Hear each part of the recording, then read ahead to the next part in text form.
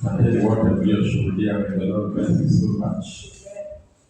Thank you for the wonderful testimony. Mungu amewashindania vita. Basi na Mungu ameshindania vita, kuchomeka maji moto sio jambo mchezo. Amen. Asante pia kwa wimbo dada amepigia. One way ya kufanya neno la Mungu libaki ndani ya moyo wako ni kuwa na melody in your heart. Kuwa na wimbo ndani ya moyo wako ni mojawapo ya njia ya kutunza neno la Mungu ndani ya moyo wako.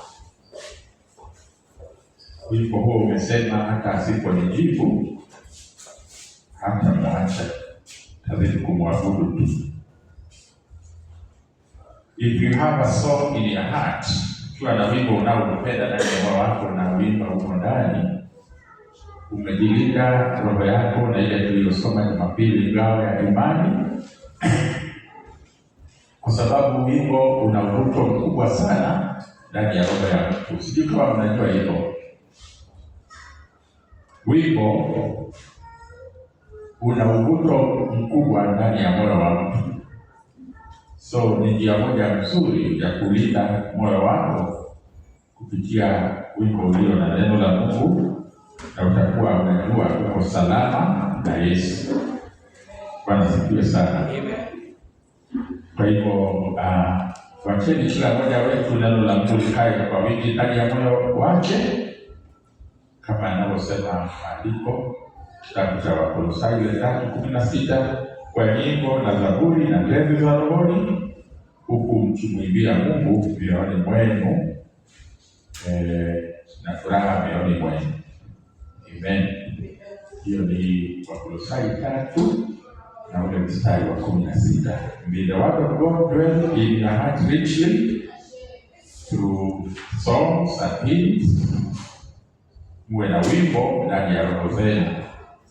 Ndugu yangu, unapoenda nyumbani Ijumaa hii ama wiki hii inayokuja, Mungu atakatembea pamoja nawe, atakupatia rehema za usafiri, ulinde kile Mungu amekupatia. Naona uko na kitu kizuri, ukakilinde kwa wivu.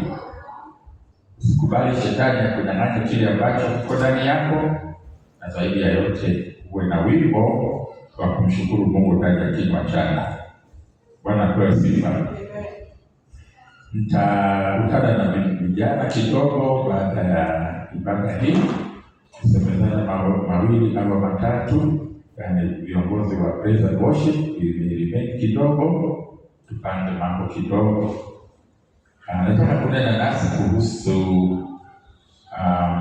wale waliokuwa asubuhi. Tumeanza somo jipya ambalo tumeipatia kichwa The Weapon of the Mind of Knowledge and Wisdom. Knowledge and Wisdom. Hiyo ni somo ambalo tumeweka misingi, na tukasema tukienda nyumbani wiki hii tusome kitabu gani? Tusomeni John 9, maana mambo mengi yatatoka kwa hiyo. Tumeshawahi soma hiyo 9, lakini itafungua macho sana tunaposoma hiyo kwa hiyo topic. Amen. Tusisahau tena Hosea chapter 4:6 inayosema watu wangu wanapotea kwa kukosa maarifa. Sio tunashika. Nataka tunene tu kidogo kuhusu the word of God is the spirit of Christ. The word of God is the spirit of Christ. The word of God is the spirit of Christ. Hivi kusema kwamba neno la Mungu ndiye roho wa Kristo. Neno la Mungu ndiye roho wa Kristo. So kwa mfano unapopenda hiyo Biblia yako, uidhamini, uipende, uisome, uandike notes, upate kujua lile neno unalosoma, hilo neno ndilo roho wa Kristo. Unasoma kuhusu roho wa Kristo moja kwa moja. The word of God is the spirit of Christ. Wakati mwingine tunataka Mungu atuzungumzie ndani ya roho zetu, na huwa hatujui kwamba ametuzungumzia. Tunatamani Mungu usiniambie kitu kulingana na hii hali, usiniambie kitu kulingana na hii safari, usiniambie kitu kulingana na huu ugonjwa, usiniambie kitu kulingana na hii dhiki ama mateso haya. Mungu hunena nasi kila siku, watoto wa Mungu, lakini anafanya hayo kupitia kwa neno lake. Haneni na sauti ya kuogopesha, ya kushtua, kama inayotoka kwa mawingu huko juu. Ananena nasi kupitia kwa neno lake. So ukipenda neno la Mungu utakuwa unasikia Bwana akikunenea, maana the word of God is actually the spirit of Christ. Ama neno la Mungu ndilo roho wa Kristo anenaye ndani ya moyo wako every day. Hallelujah. Kumbukeni last week tulisoma kuhusu the shield of faith. Nakumbuka kusoma hayo kwamba tembeni na ngao ya imani. Ngao ya imani ilitufundisha hivi: chochote ambacho Bwana alisema tupate kukiamini na tukae ndani ya hicho Bwana alichokisema. Kama kinaonekana kinawezekana, kama vile huo wimbo umeimbwa na dada yangu hapa, kama inaonekana itawezekana uponyaji ama haitawezekana, itawezekana kufanikiwa ama haitawezekana, ngao ya imani ni kushikilia maagano ama maagizo ama promises za Mungu, unazikuamilia hapo. Tukasikia Bwana akisema katika hiyo Ephesians chapter 6 verse 16, twaeni ngao ya imani mpate kuzikimu ama kujikinga mishale yote ya yule mwovu Shetani. Msiangalie ngao ya imani, bali muitwae, muichukue, mtembee naye. Hata kama imesemekana aje, nimebaki na hii imani, kwa sababu kile Bwana alisema ni lazima kitatendeka. Hata kama itachukua muda na hakuna dalili yoyote ya kuoneshana improvement yoyote, itafanyika. Habakuku akasema hata mti ukionekana hauna mazao yake, mtini ukionekana hauna mazao, na hoi wanapolala wanyama kuonekane hakuna hata mbuzi hata moja, nafsi yangu bado itamtumikia Bwana. Haleluya. Hapo ndipo the fear of God is hidden in the knowledge that whether there may be a sign or not, the Lord remains. Sawa na huo wimbo tumeimbiwa hapa, the Lord remains to be who he is, na hata pelekana na vile ambavyo sisi tunataka. So tukasikia tutembee na ngao ya imani. Tukitembea na ngao ya imani, chochote ambacho Yesu ametuambia ama neno linatuambia tupate kuliamini. Whatever the Lord says through his word, believe it. Hata kama inakaa haikai, pastor umesema vizuri, but hiyo neno nasema haikai. Umenihimiza lakini haikai. Umeniinua kwa neno, kweli umefanya vizuri, nimesikia kuinuliwa, but hiyo umesema haikai. Hesabu yule aliyesema hayo kuwa mwamini. Do you remember Hebrews chapter 11 verse 11? Dada yetu wa imani Sara alihesabu mwaminifu yule aliyemwahidi kwamba atapata nguvu ya kupata ujauzito licha ya umri wake. Alimhesabu yeye asemaye hayo kuwa mwaminifu. Mungu wa mbingu na nchi, sio mwanadamu wala mwana wa mwanadamu aseme uongo. Watoto wa Mungu, I pray that mmoja wenu afanyike mwanafunzi wa Yesu. Sio tu anayehudhuria ibada. Kwa sababu ukifanyika mwanafunzi wa Yesu, chochote utakachoomba Bwana atakujibu. Haleluya. Chochote utakachosema mbele za Bwana, Bwana atafanya nini? Atakujibu. Hesabu kuwa mwaminifu yule aliyekuahidi. Yule aliyekuokoa ni Mungu. Yule aliyekupatia uzima ni Mungu. Wokovu hautoki kwa mchungaji, wokovu unatoka kwa Mungu. Hesabu yule aliyekuahidi hayo mambo kuwa ni mwaminifu. Waebrania 11 mstari wa 10 na ngapi? 1. Sio ni last week. Yeah. Sasa nataka kunena kitu kidogo leo, niseme neno la Mungu ndilo roho wa Kristo. Neno la Mungu ndilo roho wa Kristo.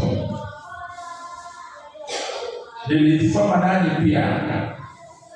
Nikanukuu John chapter 7 verse 18. John chapter 7 verse 18 iliyosema kwamba lolote Bwana alilosema,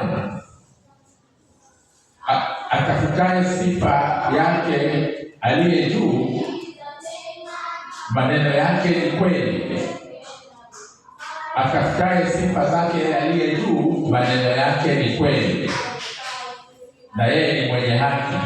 Atafutaye maneno yake yule aliye juu. That's John chapter 7 verse 18. If we may read there kidogo tu, John chapter 7 verse 18. Nasema hivi. Yeye anenaye kwa nafsi yake tu, hatafuti utukufu wake mwenyewe. Kutafuta. So rudia hapo tena. Yeye anenaye kwa nafsi yake tu, utafuta utukufu wake mwenyewe. Yeye anayejinenea mambo yake tu, utafuta sifa zake mwenyewe tu. Bali yeye anayetafuta utukufu wake aliyempeleka, huyo ni wa kweli, wala ndani yake hamna udhalimu. Kwa hii mstari niliwafundisha hivi, Roho wa Mungu alifundisha hivi, ukitaka kujua kwamba kama uko kwa mapenzi ya Mungu, chochote unachofanya na chochote unachosema, usitafute sifa zako wewe mwenyewe, usitafute utukufu wako wewe mwenyewe, tafuta utukufu wake yeye aliyekuokoa. In whatever you say, in whatever you do, seek the honor of the one that saved you. And by doing that, you shall be doing the will of him, the Lord. Utakuwa unafanya mapenzi ya Mungu, kwa sababu sio wewe kwa hiyo picha, sio wewe kwa hayo maneno, sio wewe kwa hayo matendo, ni yeye. So maneno nayosema, matendo nayosema yanakuwa ya haki mbele zake. So tunaposoma neno la Mungu, tutajuaje kwamba Mungu anatunenea? Mungu anatunenea siku ya leo kupitia kwa neno lake. Waebrania chapter 1 verse 1 and 2. Waebrania chapter 1 verse 1 and 2. Hebrews chapter 1 verse 1 and 2.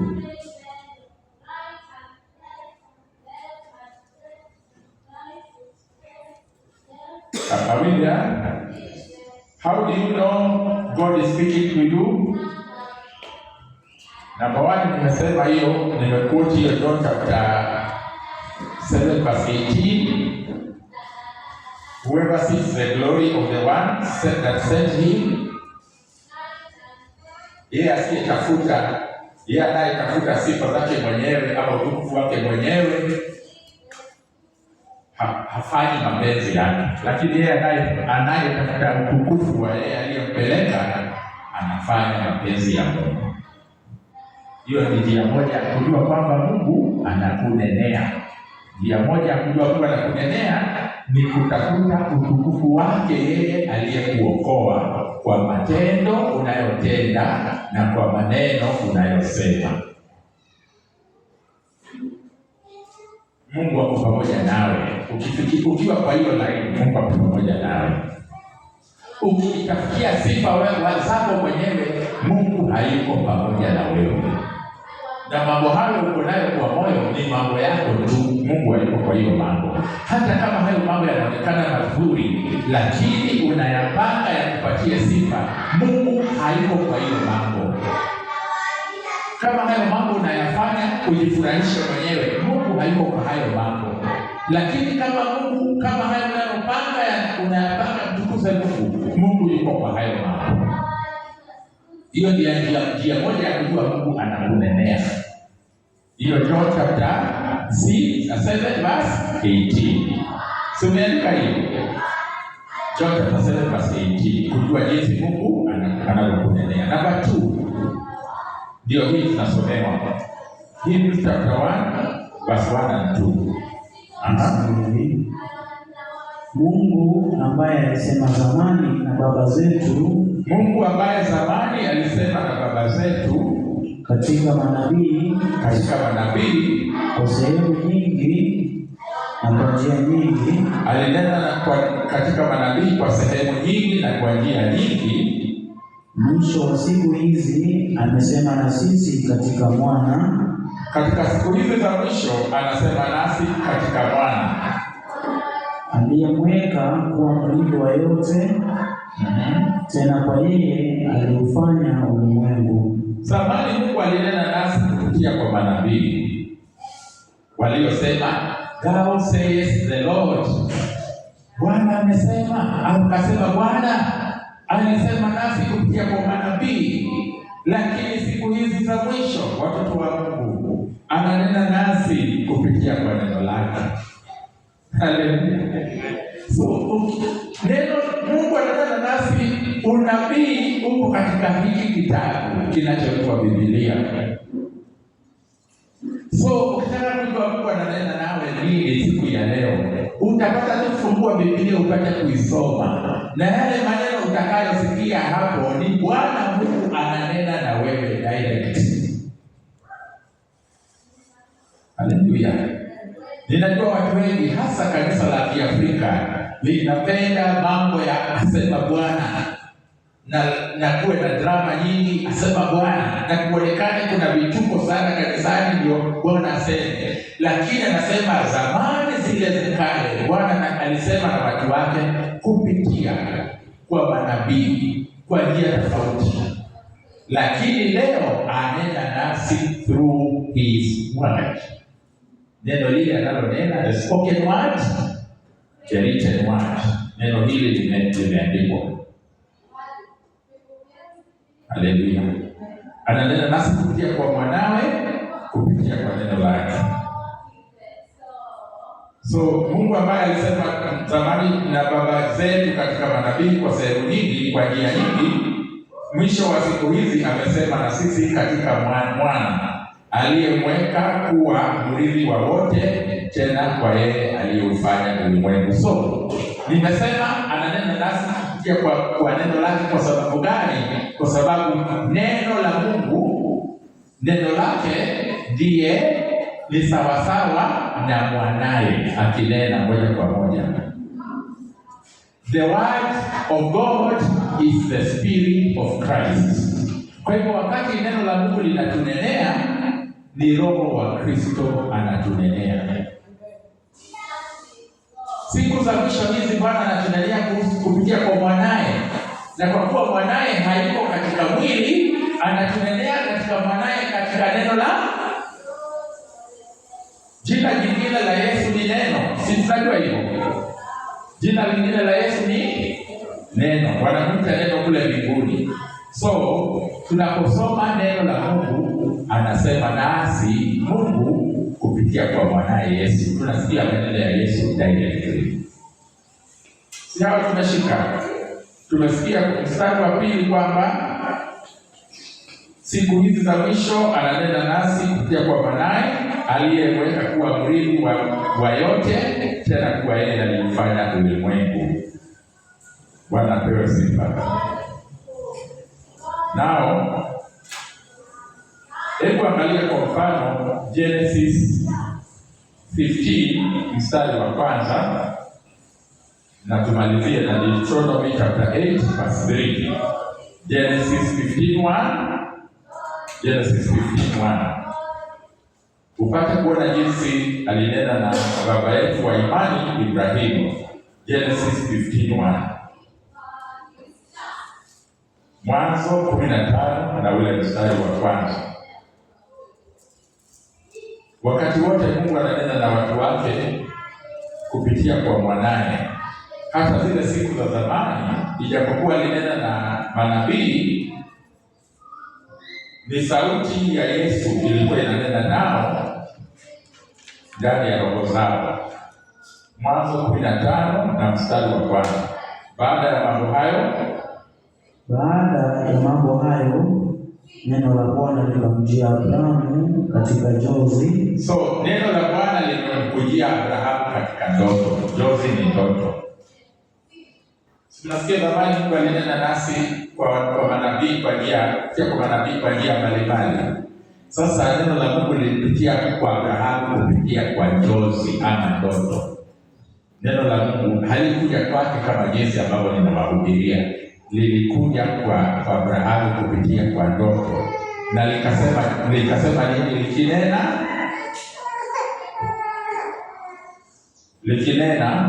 Likinena, usiogope Abrahamu, mimi ni ngao yako na mawavu yako kubwa sana. Hilo neno likanena ndani ya moyo wake. Tunasikia neno la Mungu likinena ndani ya moyo wake kupitia kwa ndoto.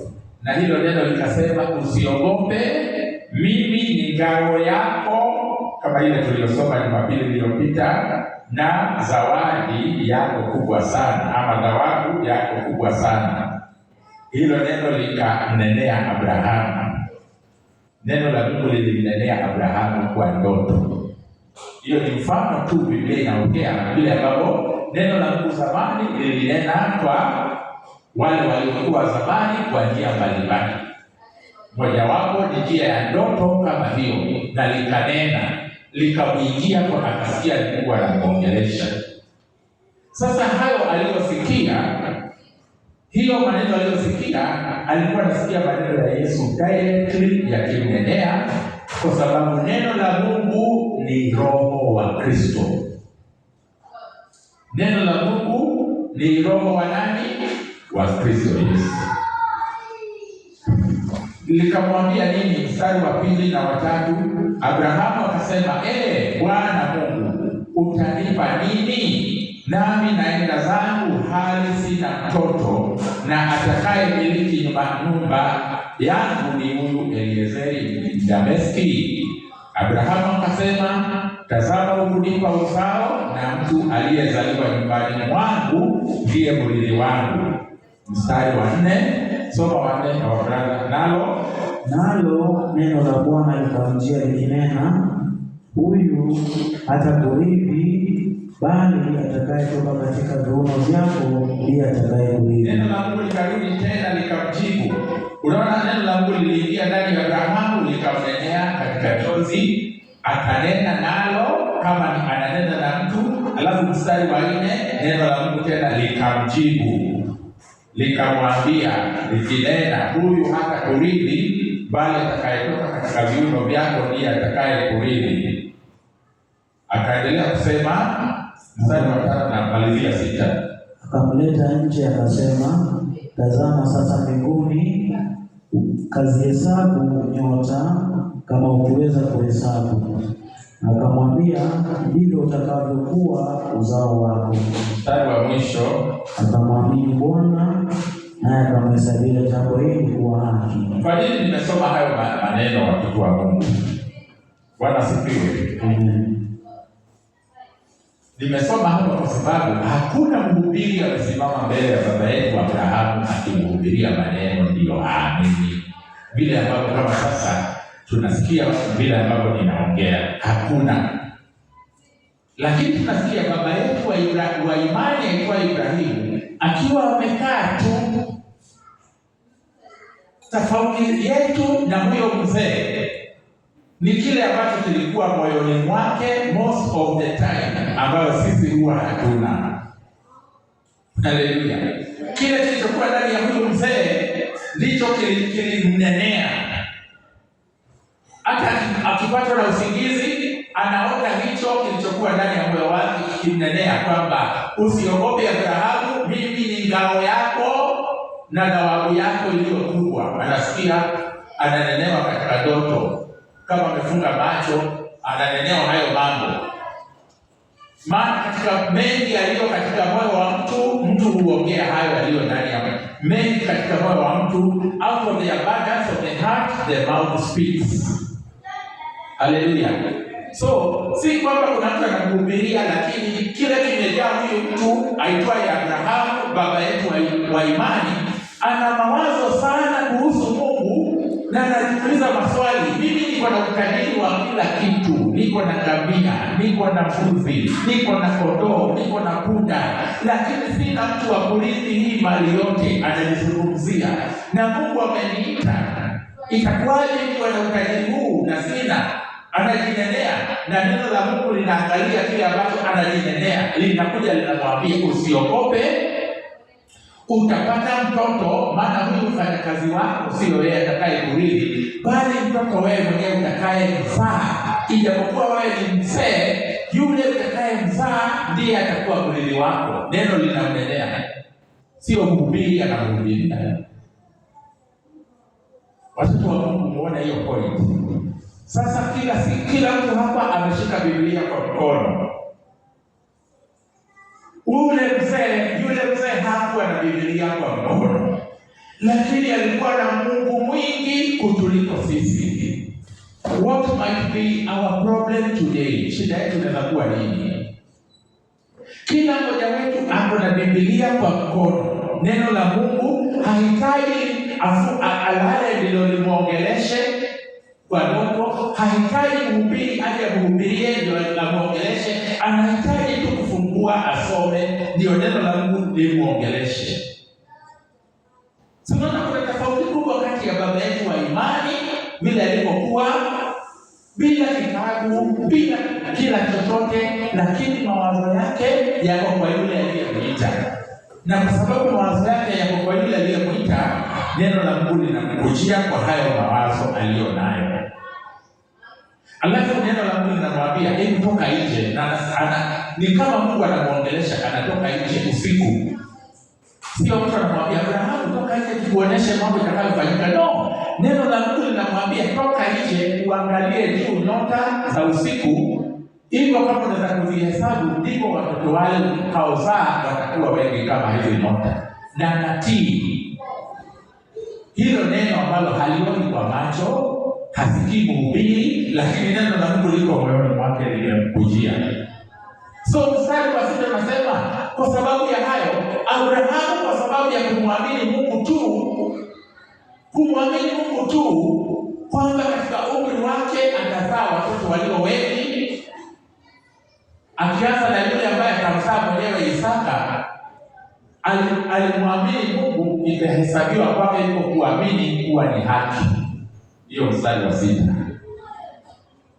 Kuamini Mungu tu ambaye hujamuona, kuamini Mungu tu ambaye hukumhubiriwa tu, la kwa mambo yasiyowezekana, kuamini Mungu kwa yale yasiyowezekana, akahesabiwa kwake kuamini kwake tu kabla hajafanya lolote lile, kwamba hiyo ni haki, right with God, righteousness.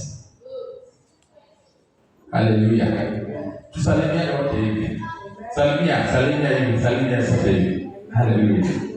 So, tunahesabiwa wenye haki watoto wa Mungu, sio kwa matendo mema tu, zaidi mno kwa kuamini yasiyowezekana. Kuamini yasiyowezekana. Mojawapo ya jambo lisilowezekana ni kumwamini Yesu ambaye hatujawahi kumwona, kumwamini Yesu ambaye kwa masikio hii ya mwili tujawahi kumsikia, lakini kwa roho zetu tumemwona huyo Yesu, na kwa masikio yetu ya rohoni tumemsikia huyo Yesu. Hiyo inahesabika kuwa righteousness. Tunahesabiwa haki kwa kuamini yale yasiyowezekana. Niliwaambia siku nyingine, Yesu ni jambo lisilowezekana kwa watu wenye akili, kwa sababu Mungu alishuka juu, awache juu, ateremke kama mwanadamu, akufe kwa sababu ya dhambi za watu. Hiyo kuamini ni jambo lililofanyika, ni kuwa na mfano wa imani ya Ibrahimu, kwa sababu hilo ndilo jambo ambalo haliwezekana kwa akili ya mwanadamu wa kawaida. Amen. So leo tuko na bahati, tumejaliwa kitu kizuri kuliko baba yetu wa imani, maana tuko na maneno yale Mungu alisema yako kwa hii kitabu. Yote tumepewa, sio siri, kuanzia kitabu cha Mwanzo hadi kitabu cha Ufunuo. Tukitaka kusikia vile anavyotuambia, hatuhitaji kulala tu ndio wote, tunahitaji kufungua tu na tusome na tutafakari na tumwambie Bwana, uliponena na baba yetu imani, ninenee tu kwa hili neno lako, kwa sababu siku za zamani ulinena nasi kupitia kwa manabii, lakini siku hizi unanena kupitia kwa mwanao. Mwanao anaitwa Neno, na neno ndilo hili, ndilo nasoma sasa, ninenee. Haleluya. Mstari wa mwisho, Deuteronomy inasema 8:3. Kumbukumbu la Torati 8 mstari wa 3. Kumbukumbu la Torati 8 mstari wa 3. Thank you Lord.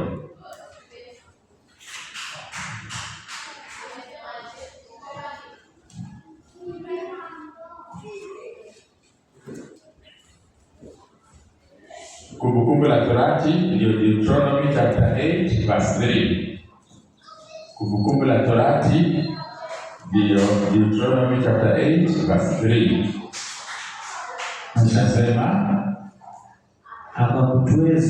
akakutweza, akakuacha uone njaa, akakulisha kwa mana, usiyojua wewe wala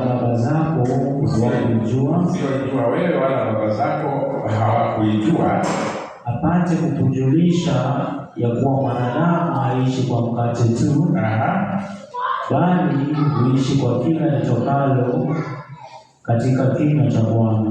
Bwana asifiwe. Amen. Maneno haya yameandikiwa wana wa Israeli wakikumbushwa kwamba Mungu alikulinda, akakutweza, yani akakuhumble, akakunyenyekesha. Alipokutoa Misri, Bwana alikunyenyekesha upitie kwa jangwa la mashida, jangwa ambalo halina mvua, jangwa ambalo halina kupanda mahindi ama maharagwe. Ilikuwa njia ya kukunyenyekesha upate kujua.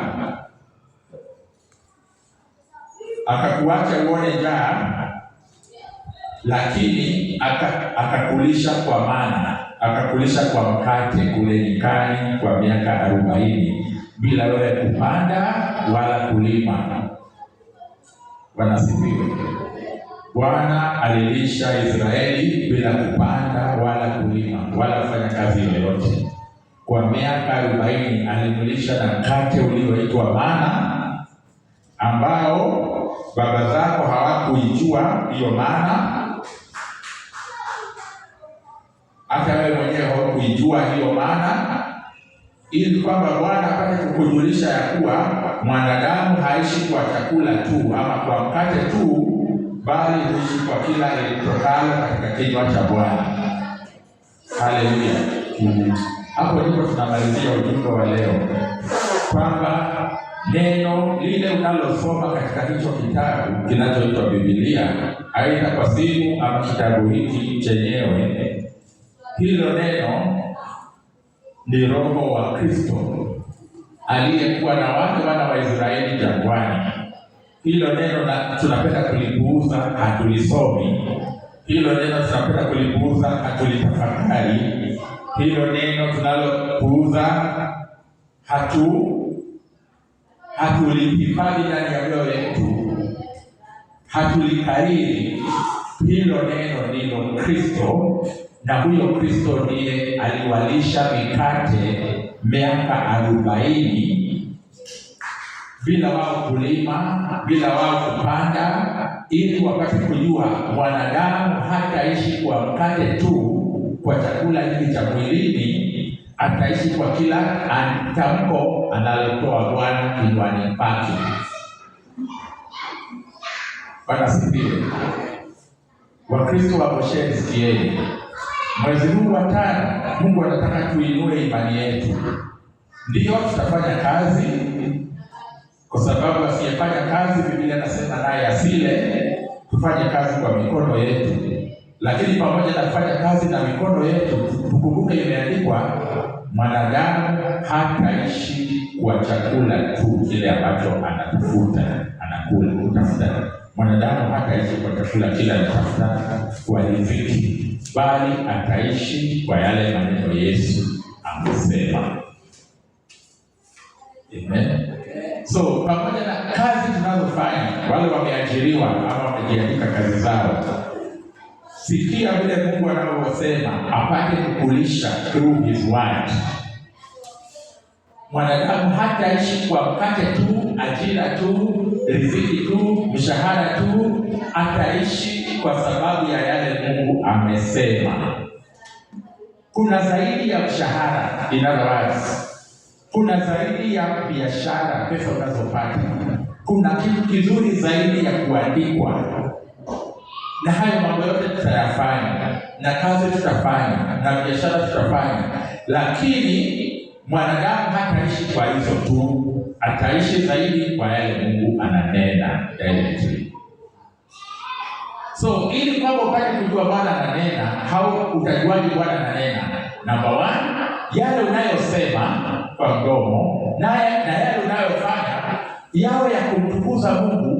Uweke Mungu ndani ya consideration, ili whatever you do usiwe mwepesi kuongea kabla hujawaza. Hii kitu nataka kusema kwa huyu mama, inapatia Mungu utukufu. Hii kitu nataka kuongea kwa huyu mzee, inapatia Mungu utukufu. Kama ipatie Mungu utukufu, wacha ninyamaze. Hii kitu nataka kutenda, inapatia Mungu utukufu. Kama ipatie Mungu utukufu, wacha niwache kutenda hili na nawaza kufanya. Hiyo ni njia moja ya kupata kujua Mungu akikunenea. Maana neno la Mungu ndiye Roho wa Kristo anayenena ndani yako. Jambo la pili, ukitaka kujua kwamba Mungu anakunenea, sipo fungua Biblia tu, usome hiyo Biblia, uitafakari, ustadi neno la Mungu polepole, urudie mara nyingi, na utasikia sauti ya Mungu ikikunenea. Maana siku hizi za mwisho Bwana ananena nasi kupitia kwa mwanaye, naye mwana yumo katika neno lake. Hallelujah. So that is the word of God I wanted to share with us.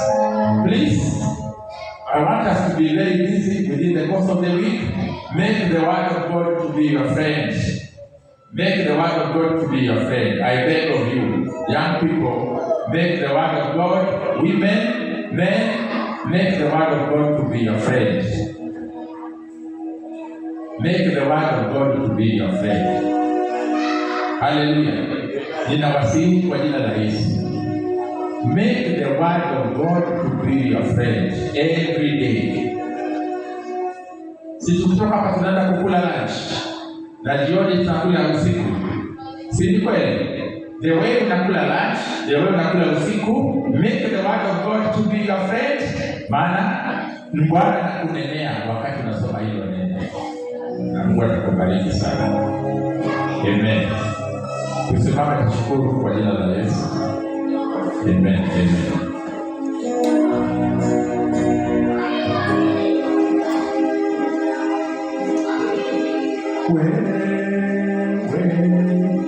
Mungu wetu, Mungu anayeweza